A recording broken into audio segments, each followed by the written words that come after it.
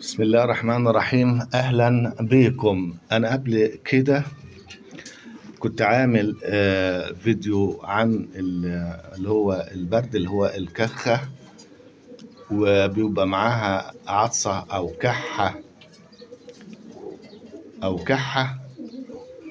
أو كخة.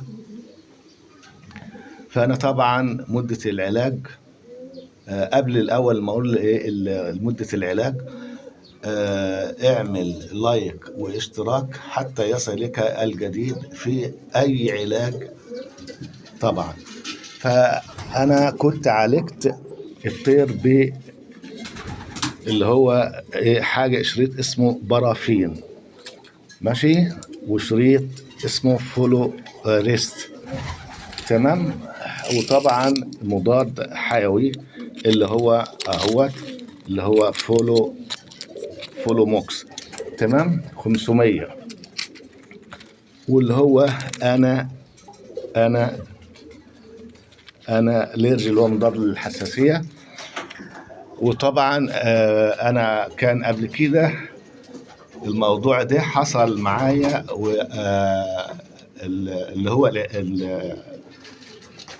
البرد ده اللي هو الكخه والكحه او الخنفره ديت راحت في خلال يومين من تاني حبايه، وكان بس شريط دهوت هو لوحده اللي هو انا الرج دي بس، وراح وجاب نتيجه. اما ده اللي هو عرض الخنفره دي اللي اجى الفرد حمام، انا اديت للحمام كله جماعي العلاج المجموعه دي كلها.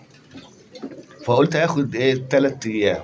عملت 3 ايام، لقيت برضو الخنفره موجوده بس قلت شويه، فخليتهم 7 ايام.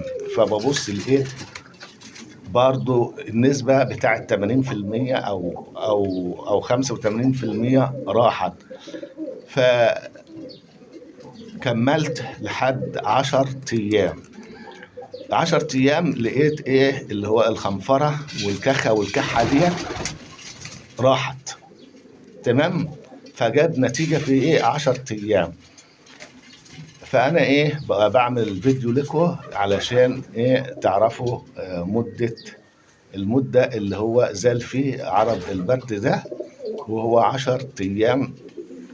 وقبل ما أنهي الفيديو اعمل اشتراك ولايك حتى يصلك الجديد، وأشكركم ومع السلامة.